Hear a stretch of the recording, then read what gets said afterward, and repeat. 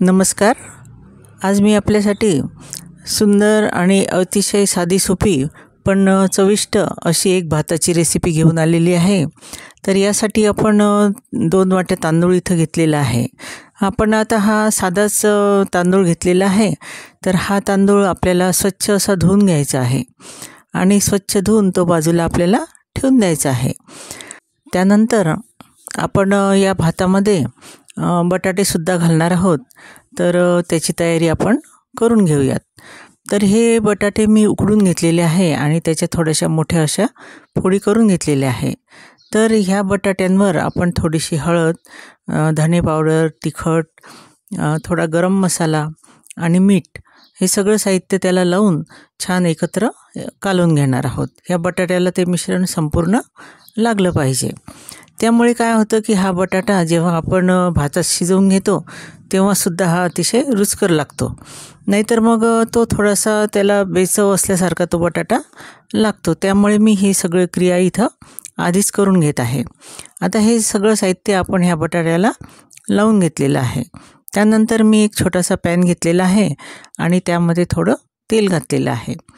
तेल घातल्यानंतर ते गरम झाल्यावर आपल्याला थोडंसं त्यात जिरं घालायचं आहे आणि जिरं तडतडल्यानंतर आपण हे बटाटे त्यामध्ये घालून घेणार आहोत आणि छान असे त्याला खरपूस असं छान भाजून घेणार आहोत आणि त्यानंतर आपण हे बटाटे एका बाजूला ठेवून देणार आहोत.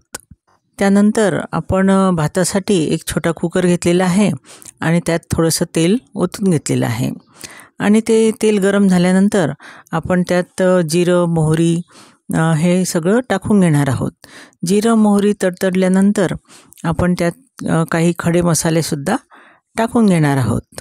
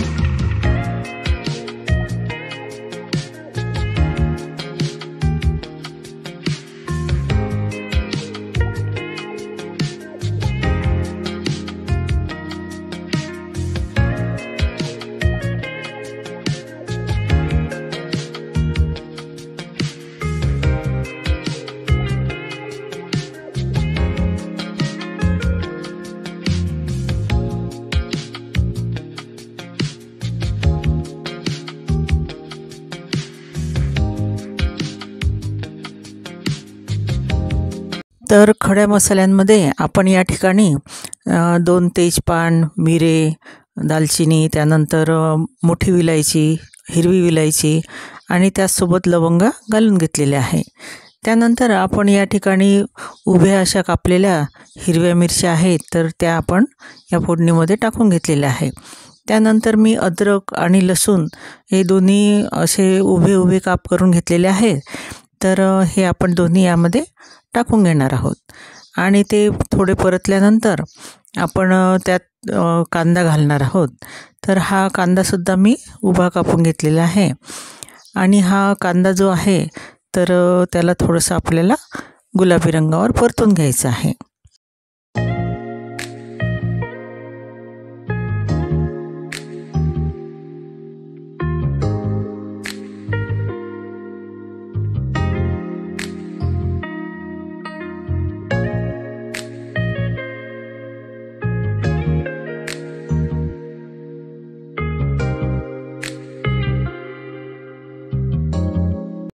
आणि हा कांदा परततानाच आपण त्यात थोडासा खोबरा किस टाकून घेतलेला आहे. तो खोबरा किस अगदी दाताखाली आल्यानंतर अतिशय सुंदर असा ह्या भातामध्ये लागतो. त्यानंतर आपण त्यामध्ये हळद आणि तिखट घालून घेणार आहोत. तर तिखट हे मी 2 चमचे घातलेले आहे कारण छान आपला चमचमीत असा हा मसाले भात तयार झाला पाहिजे. त्यानंतर मी त्यात धनेपूड घातलेली आहे आणि ते छान आपण परतून घेतलेलं आहे. त्यानंतर आपण जो हिरवा हरभरा आहे ओला तर तो यामध्ये घालून घेणार आहोत. तर आता चणा जो आहे तर तो काढणीला आलेला आहे आणि थोडेफार जे हिरवे दाणे आहेत किंवा जे पिवळे पण आपल्याला दिसत आहेत ते सुद्धा ओले आहेत. तर ते काढून मी 2 दिवस ठेवून दिलेले होते एका बॉक्समध्ये. तर त्यामुळे सुंदर असे मोड त्याला आलेले आहेत. आणि हे जवळजवळ 1.5 वाटी हे जो चणा आहे तर तो आहे. आणि त्यानंतर आपण जे बटाटे तयार करून घेतलेले होते ते सुद्धा या फोडणीमध्ये आपण आता मिक्स करून घेणार आहोत. आणि ते थोडे परतल्यानंतर आपण जे तांदूळ धुवून ठेवलेले होते तर हे तांदूळ आपण हे जो 2 वाट्या आहेत तर ह्या त्यामध्ये घालून घेणार आहोत. आणि चणे किंवा आपण जे कोणताही भात तयार करतो तर ते समप्रमाणात असले पाहिजे. तर 1.5 वाटी आपला चणा होता तर 2 वाटी आपण तांदूळ घेतलेले आहे. आणि त्याचसोबत आपण त्यात बटाटेसुद्धा थोडेसे घातलेले आहे. त्यामुळे हा भात अतिशय चविष्ट असा लागतो. नाहीतर तो फक्त असा भात लागतो. त्यामुळे आपण कोणतंही मटार भात म्हणा किंवा काही तर ते आपण थोडं समप्रमाणातच घ्यायचं असते. आता हा छान परतल्यानंतर मी यामध्ये पाणी टाकून घेणार आहे.